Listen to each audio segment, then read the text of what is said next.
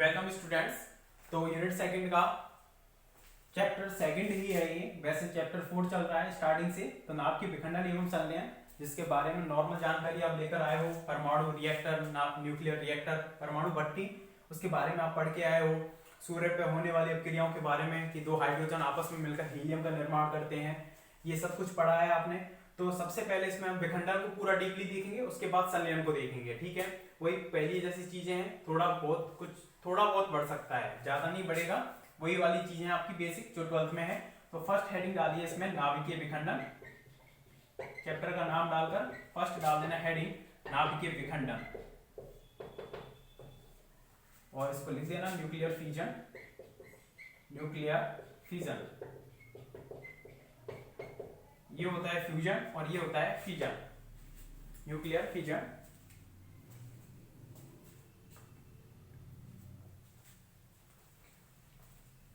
तो देखें नाभ के विखंडन में क्या था कि एक विनिमय यूरेनियम 235 है, यानी कि एक भारी नाभिक है, वो ऊर्जा को ग्रहण करके दो छोटे हल्के नाभिकों में टूट जाता है। एक बड़ा अस्थायी नाभिक है, वो दो छोटे हल्के नाभिकों में टूट जाता है, साथ ही साथ 3 न्यूट्रॉनों का उत्पादन करता है। और यहाँ पर क्या देता है हमें? एनर्जी। एनर्जी क्यों निकल रही होगी, जरा आप सोच सकते हो यहाँ पर ऊर्जा कैसे निकल रही होगी। इसका जो द्रव्यमान होगा, उत्पाद का जनकों का जो द्रव्यमान होगा, उनकी सभी की तुलना में अधिक होगा। मतलब यहां से यहां पर गए हैं हम, तो द्रव्यमान में क्षति हुई होगी, कमी हुई होगी। और आइंस्टीन के द्रव्यमान ऊर्जा समीकरण से E = डेल्टा m × c² से वो एनर्जी किस में चेंज हो गई होगी, वो मास किस में चेंज हो गया होगा? एनर्जी में चेंज हो गया होगा। क्योंकि हमने पढ़ा था कि एक AMU है, उससे अगर एक AMU द्रव्यमान की क्षति होती है तो एक AMU द्रव्यमान के संगत कितनी ऊर्जा होती है? 931.8 मेगा इलेक्ट्रॉन वोल्ट। एक AMU के संगत जो हमें एनर्जी मिलती है वो कितनी मिलती है? 931.8 मेगा इलेक्ट्रॉन वोल्ट हमें एनर्जी वहां से मिलती है। तो हम देखेंगे कि अगर कोई भी नाभिकीय विखंडन अभिक्रिया हो रही है, क्या हो रही है? नाभिकीय विखंडन अभिक्रिया हो रही है जिसमें विनिमय यूरेनियम 235 किस में टूट गया? बेरियम में और क्रिप्टॉन में टूट गया, दो स्थायी नाभिकों में टूट गया, और 3 न्यूट्रॉन हमें दे रहा है। तो यहाँ पर जो द्रव्यमान क्षति है उसको निकालेंगे, और उसके संगत कितना द्रव्यमान क्षति हुआ है उसको निकाल लेंगे AMU में। और चूंकि इसलिए लगाकर हम उसका AMU जितना भी द्रव्यमान आया है उसका मल्टीप्लाई कर देंगे 931.8 से। तो हमारे पास क्या आ जाएगा? उसके पास जितनी भी एनर्जी Q के रूप में निकली होगी एनर्जी, वो हमारे पास एनर्जी वहां पर आ जाएगी। ठीक है, इस तरह से हम करेंगे इसको। एक 931.5 होता है जनरली, ये कहीं कहीं पर 8 भी लिख देते हैं। 931.5 फिक्स जो वैल्यू जो ली जाती है 931.5 ली जाती है। ठीक है, तो नाभिकीय विखंडन अपक्रिया हेडिंग डालकर उसमें लिखें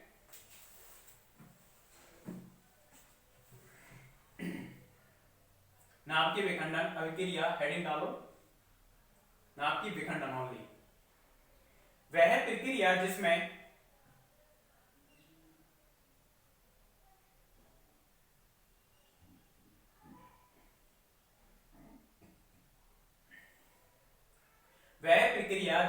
एक बारी नाभिक दो लगभग बराबर नाभिकों में विखंडित हो जाता है। लगभग बराबर तो नहीं है, 56-36 अंतर है, ठीक है, लगभग बोल दिया है। वह प्रक्रिया जिसमें एक बारी नाभिक दो लगभग बराबर नाभिकों में विखंडित हो जाता है एवं अत्यधिक मात्रा में ऊर्जा मुक्त होती है, नाभिकीय विखंडन अभिक्रिया कहलाती है।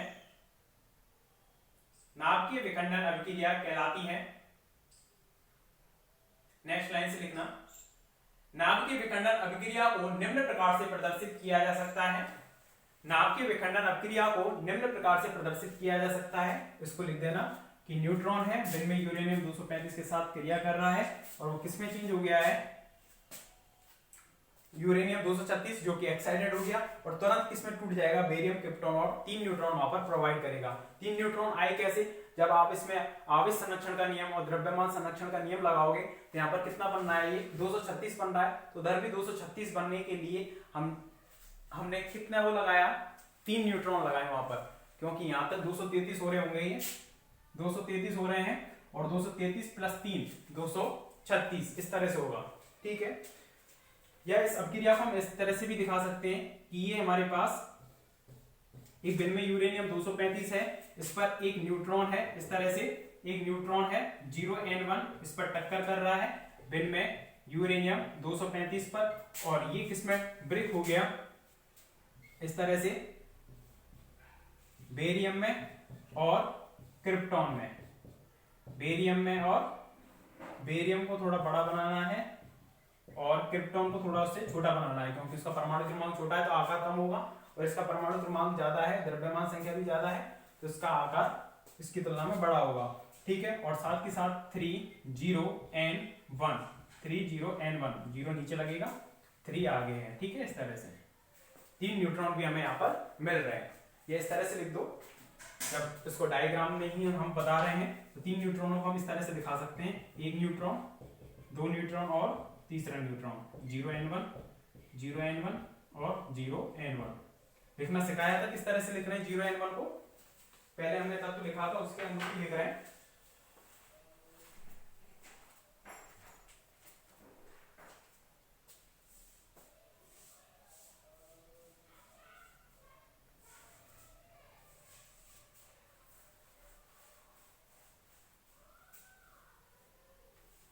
अभिक्रिया को लिखने के बाद नीचे का डायग्राम बना दो।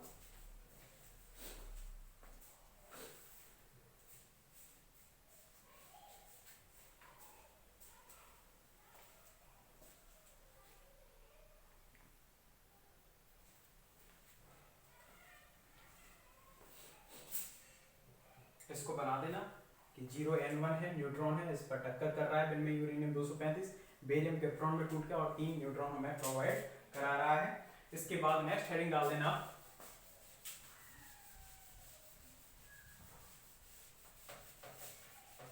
नाभिकीय विखंडन अभिक्रिया में निर्मुक्त ऊर्जा की गणना। नाभिकीय विखंडन अभिक्रिया में नाभिकीय विखंडन अभिक्रिया में निर्मुक्त ऊर्जा की गणना।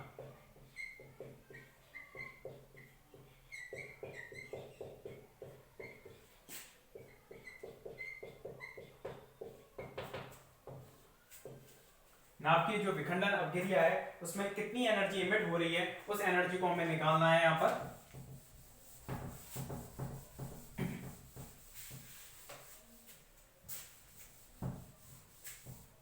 तो देखो, इस निर्मुक्त ऊर्जा की गणना करने के लिए हमें सभी के इनके द्रव्यमान आपको वहां पर गिवन होंगे। यहां पर मैं लिख देता हूं इनको कि 0n1 है, 0n1 है, इसका जो द्रव्यमान है 1.0087 AMU होगा। बिन में यूरेनियम 235 है, इसका जो द्रव्यमान होगा 235.0454 AMU होगा। ठीक है, इस तरह से। और ये बेरियम और क्रिप्टॉन में टूट रहा है, तो बेरियम कितना है 56 इसका जो द्रव्यमान होगा बेरियम का 140.9139 AMU है, और क्रिप्टॉन है यानी कि ये कितने पर आ रहा है 36 पर, और इसका बिन में है, इसका जो द्रव्यमान होगा 91.8773 AMU होगा, 8973 कितना है 8973 AMU होगा। और इसके बाद ठीक है, ये कंप्लीट हो गया, इसमें इतने ही चाहिए हमें। और जो बिन में यूरेनियम 236 है, इसका भी लिख सकते हैं हम, बिन में यूरेनियम 236 जो संलीत होने के बाद इन दोनों के बाद बना है, इसका जो द्रव्यमान है 236.0541 AMU है। इतना द्रव्यमान है इनके, ये आपको गिवन होंगे। तो आपको इसके संगत क्या निकालना है, इन दोनों के द्रव्यमान में से माइनस करना है इनका द्रव्यमान, तो आपको द्रव्यमान क्षति मिल जाएगी। और वो द्रव्यमान क्षति के संगत हम क्या निकाल लेंगे, ऊर्जा निकाल लेंगे कि उसमें कितनी द्रव्यमान क्षति हुई है। हम जानते हैं कि 1 AMU से जो द्रव्यमान क्षति होती है तो हमें एनर्जी कितनी मिलती है 931.5 मेगा इलेक्ट्रॉन वोल्ट। तो जितनी एएमयू की होगी उसका मल्टीप्लाई कर देंगे हम 931.5 मेगा इलेक्ट्रॉन वोल्ट से, जिससे कि हमारे पास जो एनर्जी आ जाएगी वो निकल कर आएगी किसमें, मेगा इलेक्ट्रॉन वोल्ट में, और वो आएगी लगभग 200 मेगा इलेक्ट्रॉन वोल्ट। यानी कि यूरेनियम का अगर एक परमाणु विखंडित होता है तो उससे कितनी एनर्जी हमें मिलेगी, 200 मेगा इलेक्ट्रॉन वोल्ट। कितनी, 200 मेगा इलेक्ट्रॉन वोल्ट।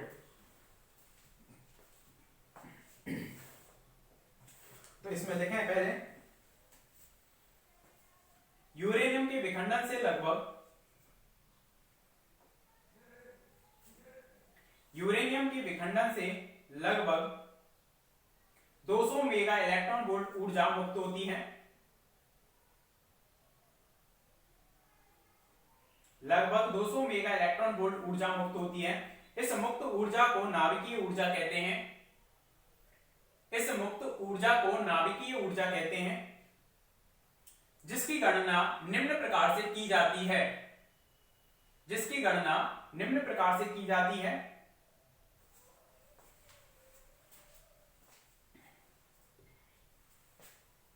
जिसकी गणना निम्न प्रकार से की जाती है। पहले इस रिएक्शन को लिख लो।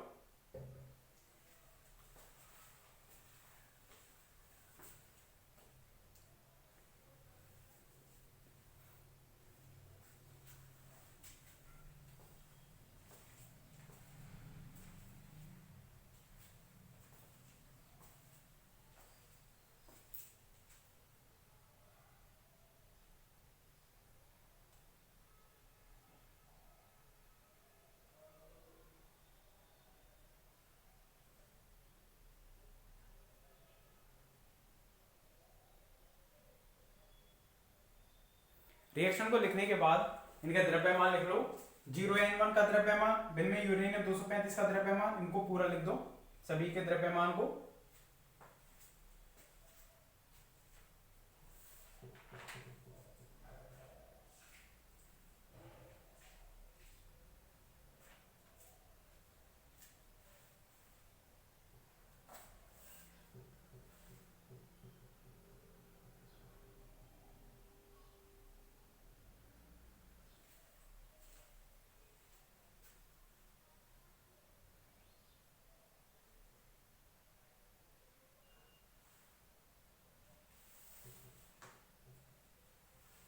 सभी के इनको द्रव्यमान को लिखने के बाद हम लिख सकते हैं, अब विखंडित उत्पादों का कुल द्रव्यमान निकालना है।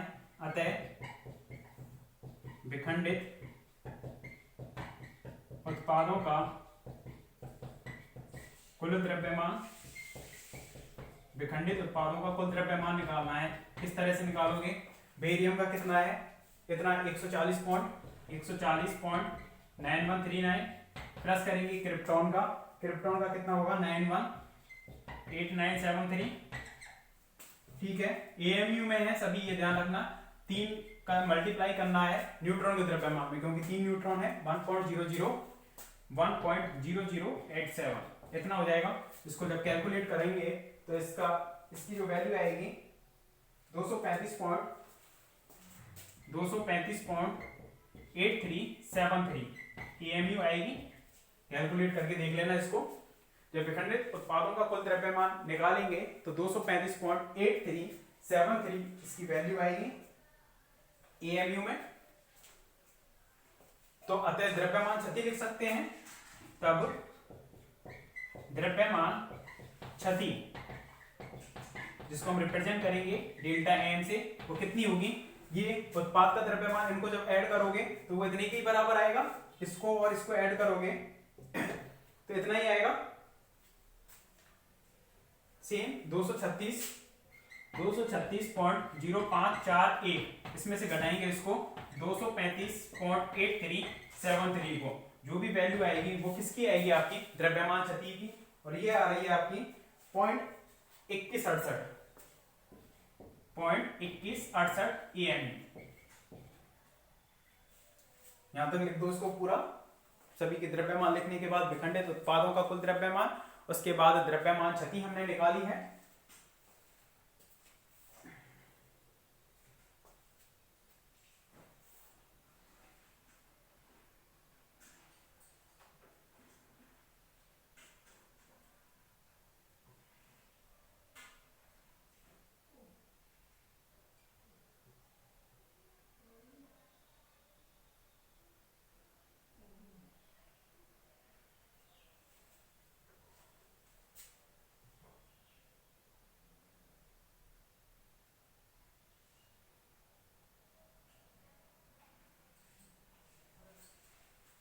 तो द्रव्यमान क्षति हमारे पास आ गई है। उसके बाद हम क्या निकाल सकते हैं, चूंकि एक एएमयू से प्राप्त ऊर्जा, वो कितनी होती है हमारे पास 931.5 मेगा इलेक्ट्रॉन वोल्ट। इसलिए कितने से चाहिए हमें 0.2168 एएमयू से प्राप्त ऊर्जा। ये क्वांटिटी एक से कम ही है, 0 पॉइंट है, ये 1 एएमयू है, तो 931 से तो कम ही वैल्यू आएगी इसकी। प्राप्त ऊर्जा कितनी हो जाएगी, तो 931.5 का मल्टीप्लाई कर देंगे 0.2168, तो ये लगभग वैल्यू जो आएगी आपकी 200 मेगा इलेक्ट्रॉन वोल्ट के पास आएगी। ठीक है, तो 200 मेगा इलेक्ट्रॉन वोल्ट एनर्जी प्राप्त होगी जब यूरेनियम का एक परमाणु क्या होगा, विखंडित होगा। लिखें इसको यहां तक।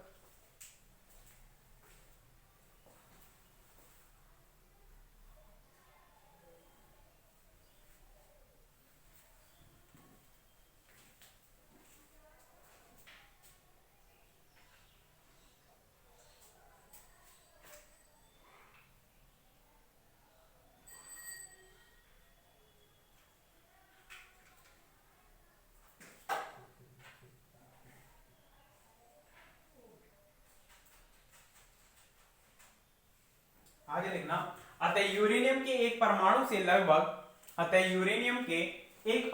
लगभग 200 मेगा इलेक्ट्रॉन वोल्ट ऊर्जा प्राप्त होती है।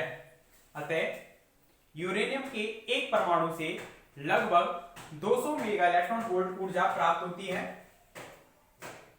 200 मेगा इलेक्ट्रॉन वोल्ट ऊर्जा प्राप्त होती है।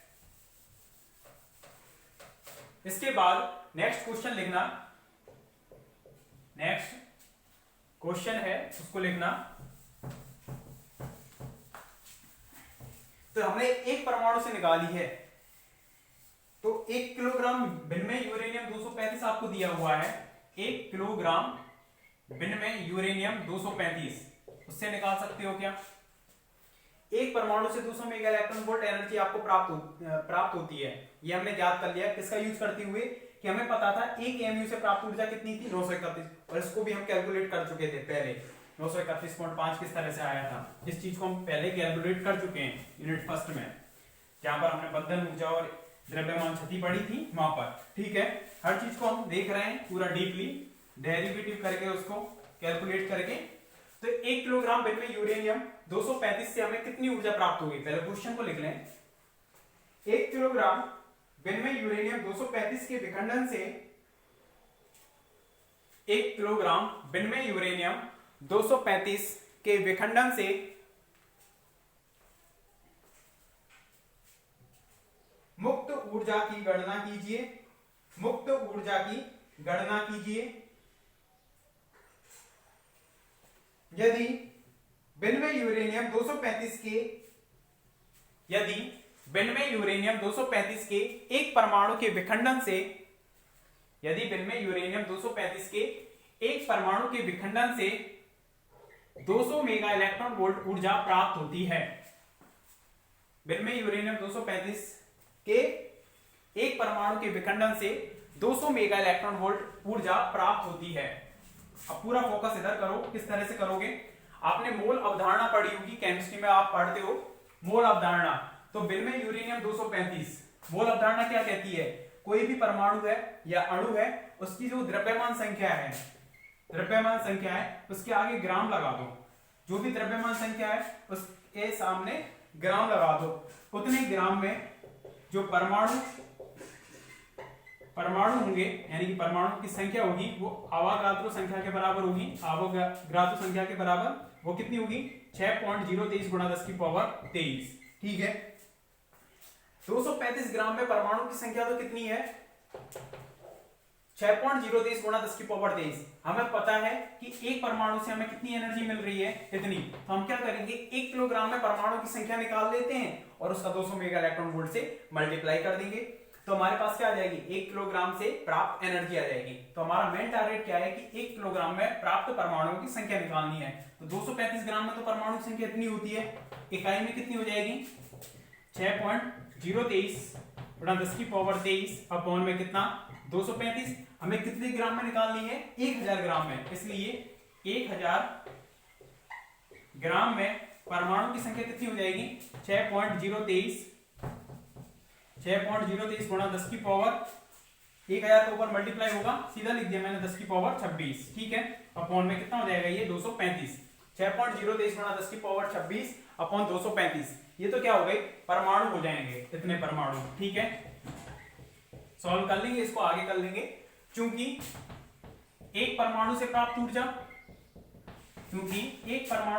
ऊर्जा कितनी है, यूरेनियम की एक परमाणु से प्राप्त ऊर्जा 200 मेगा इलेक्ट्रॉन वोल्ट इतनी है, इसलिए हमें कितने से चाहिए इतने से कि 6.023 गुणा 10 की पावर 26 अपॉन में 235 परमाणु से प्राप्त ऊर्जा कितनी हो जाएगी इक्वल टू 6.023 गुणा 10 की पावर 26 बटे में 235 और गुणा में कितना करना है 200 मेगा इलेक्ट्रॉन वोल्ट, ठीक है। मेगा इलेक्ट्रॉन वोल्ट में इसको आप सॉल्व करोगे तो 6.023 गुणा 10 की पावर 26 बटे में 235 गुणा 200 इतना करोगे। यदि मैं इसको जूल में चेंज करूं तो पहले तो मेगा को चेंज किया तो 10 की पावर 6 का गुणा कर दिया, अब किस में चेंज हो गया ये इलेक्ट्रॉन वोल्ट में, यहां पर किस में चेंज हो गया इलेक्ट्रॉन वोल्ट में, यहां पर किस में चेंज हो जाएगा ये क्वांटिटी आएगी इनटू 1.6 इंटू 10 टू पावर -90। एक इलेक्ट्रॉन वोल्ट में कितने जूल होते हैं, तो एक इलेक्ट्रॉन वोल्ट के स्थान पर हमने रख दिया 1.6 इंटू 10 टू पावर -90। अभी किसमें चेंज हो गया जूल में, जूल लिख दो, या हम वाट इंटू सेकंड नहीं लिख सकते क्या, देखो P इक्वल टू क्या होता है W/T, कार्य करने की दर को क्या कहते हैं शक्ति, तो ऊर्जा का मात्रक क्या होगा जूल, तो जूल को हम लिख सकते हैं watt into second, watt into second, या तो जूल लिख दो या लिख सकते हैं हम इसको what into second, watt into second लिख सकते हैं इसको, W इंटू सेकंड। आपने एक चीज पढ़ी होगी कि kWh किलोवाट घंटा होता है, उसी को हम क्या लिखते हैं यूनिट, जो घरों में बनती है कि हमारी 5 यूनिट बन गई 10 यूनिट बन गई, तो वो किस में होता है मात्र kWh में, किलोवाट घंटे में होता है। तो इसको किलोवाट घंटे में अगर हमें चेंज करना है तो किस तरह से करोगे 6.023 गुणा 10 की पावर 26 बटे 235 इंटू 10 की पावर 200 इंटू 10 की पावर 6, इतना तो चल ही रहा है, और साथ में मल्टीप्लाई होगा 1.6 इंटू 10 टू पावर -90। यहाँ तो किस में है ये वाट इंटू सेकंड में, लेकिन वाट को किलोवाट में चेंज करना है तो 1000 का हमने भाग दे दिया, इंटू सेकंड को घंटे में चेंज करना है तो कितने का भाग देना होगा 3600 का। तो ये चीज किस में चेंज हो गई kWh में, या फिर हम इसको लिख सकते हैं यूनिट, हिंदी में लिख दो kWh किलोवाट आवर, जिसको हम बोलते हैं एक यूनिट। तो हम जो एनर्जी को निकाल रहे हैं वो यूनिट के रूप में निकाल रहे हैं ताकि आपको अंदाजा पड़े कि वास्तव में अगर हम 1 किलोग्राम यूरेनियम का विखंडन करवा रहे हैं तो हमें कितनी ऊर्जा है, क्योंकि हमारे जो चित्तौड़गढ़ है जो कोटा के पास है वहां पर रावत भाटा लगा हुआ है, वो न्यूक्लियर प्लांट ही है, नाभिकीय रिएक्टर ही है, तो वहां पर किसका यूज किया जाता है बिन में यूरेनियम 235 का यूज किया जाता है। तो वहां पर यदि 1 किलोग्राम यूरेनियम बर्न हो रहा है तो उससे हमारे पास यूनिट है वो कितनी निकल कर आ रही है, इसकी जो वैल्यू आएगी यूनिट में 2.27 इंटू 10 टू पावर 7 यूनिट आएंगी। जरा सोचो 2.27 करोड़ 2.27 करोड़ यूनिट, लगभग 2.5 करोड़ यूनिट बोल सकते हैं इनको, लगभग 2.5 करोड़ यूनिट। 1 किलोग्राम अगर यूरेनियम बर्न हो रहा है यानी विखंडित हो रहा है तो उससे हमें करोड़ों में यूनिट मिल रही है, 2 करोड़ से भी ऊपर यूनिट मिल रही है हमें, 2 करोड़ से भी ऊपर, 2 करोड़ 27 लाख यूनिट मिल रही है। एग्जैक्ट वैल्यू देखें तो 2 करोड़ 27 लाख यूनिट बन रही है। हमारे घरों में कितनी यूनिट की वैल्यू आती है, हमारे घरों में मुश्किल से 500 यूनिट बन जाती हैं। एसी फ्रिज वगैरह चलते हैं, मान लो मैक्सिमम 1000 यूनिट बन जाती है 1 महीने के अंदर। वो 1 किलोग्राम यूरेनियम से कितनी बना रहा है 2 करोड़ 27 लाख यूनिट बना रहा है, मतलब उससे कितने घरों को रोशन किया जा सकता है 1 किलोग्राम यूरेनियम के विखंडन से। तो मतलब 1 किलोग्राम यूरेनियम कितना पावरफुल है, उसका विखंडन कितना पावरफुल है, मतलब कितनी एनर्जी वो हमें प्रोवाइड करा रहा है। और 1 किलोग्राम यूरेनियम कितना सा रहेगा, थोड़ा सा रहेगा, इतना सा रहेगा, उसमें 1 किलोग्राम आ जाएगा। ये 1 किलोग्राम यूरेनियम से जो प्राप्त एनर्जी है ये प्राप्त होती है अगर आप 20,000 टन टीएनटी होता है, टीएनटी ट्राई नाइट्रोटोलुइन होता है, जो कि ज्वलनशील पदार्थ होता है। इसके जलाने पर 20,000 टन अगर टीएनटी का आप क्षय करोगे, जलाओगे, इसको बर्न करोगे, तब उससे जो एनर्जी प्राप्त होगी उतनी एनर्जी के बराबर एनर्जी प्राप्त हो रही है 1 किलोग्राम यूरेनियम से। ठीक है। और इसके बाद इसमें लिखें सीधा ही हम इसको आंसर करके पूरा इसी तरह से लिख दो, लैंग्वेज पूरी कर देना यहां पर, चूंकि से स्टार्ट करके पूरा लिख दो यहां तक।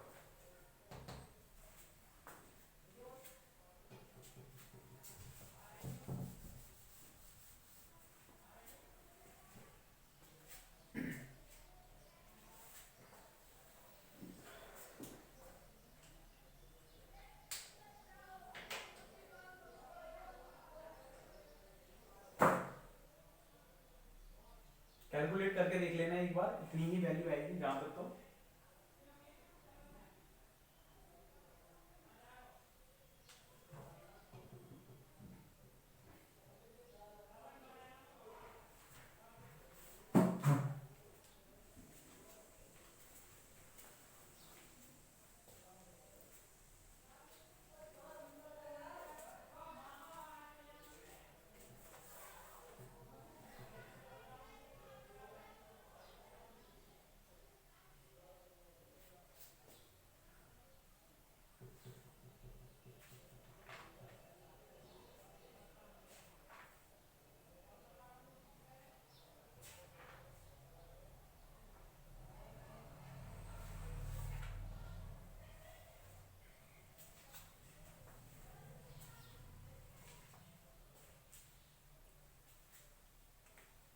पूरा लिखने के बाद इसमें आगे लाइन लिखनी है, पॉज करके लिख लेना अगर नहीं लिखा है तो।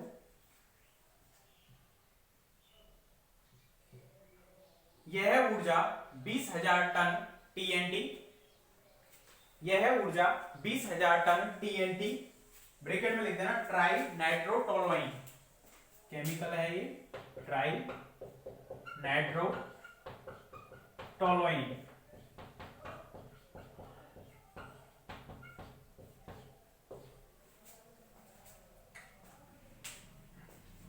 बीस 20,000 टन टीएनटी ट्राई नाइट्रोटोलुइन से प्राप्त ऊर्जा के तुल्य है।